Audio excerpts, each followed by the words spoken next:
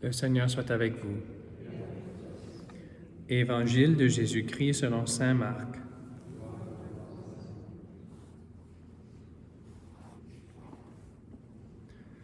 En ces jours-là, comme il y avait de nouveau une grande foule et que les gens n'avaient rien à manger, Jésus appelle à lui ses disciples et leur dit : « J'ai de la compassion pour cette foule, car depuis 3 jours déjà, ils restent auprès de moi et n'ont rien à manger.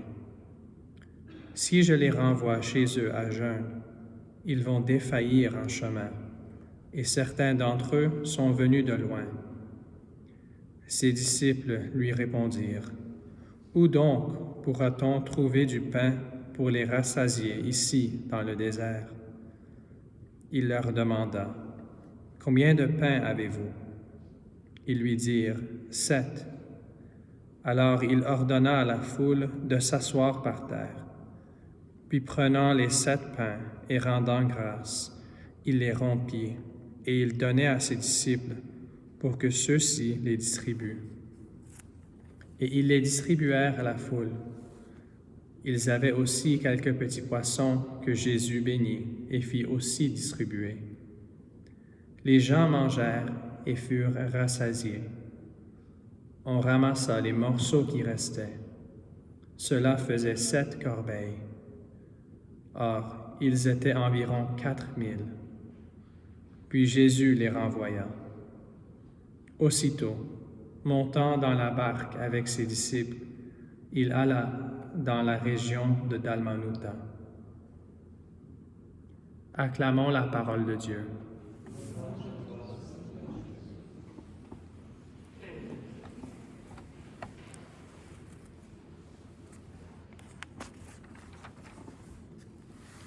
Mes frères et sœurs, dans nos deux lectures aujourd'hui, la première lecture et l'Évangile, nous avons 2 voies qui sont présentées devant nous pour marcher, 2 chemins, et on doit choisir un ou l'autre. D'abord, dans la première lecture, c'est la voie de la peur, de la crainte. On entend que le roi du nord d'Israël, Jéroboam, avait peur de perdre son royaume, son peuple, sa vie.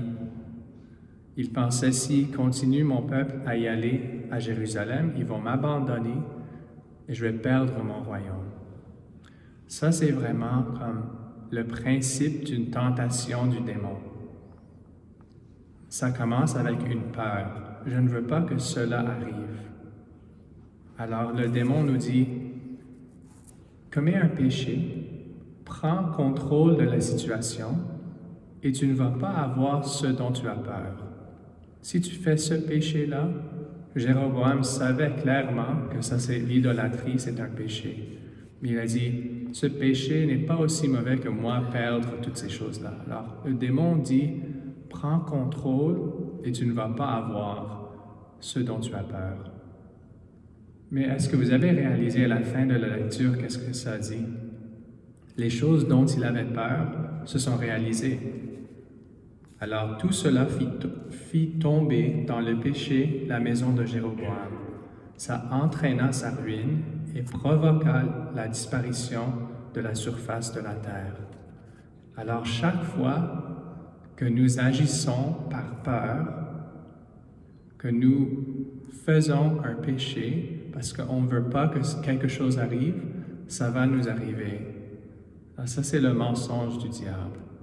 Alors par exemple, si on décide de mentir parce qu'on ne veut pas que les autres perdent respect pour nous, pensent moins de nous, même si pas dans chaque situation, dans cette vie-là, ils vont savoir que ce qu'on a dit, c'est un péché, mais ce dont nous avons peur, ça va arriver.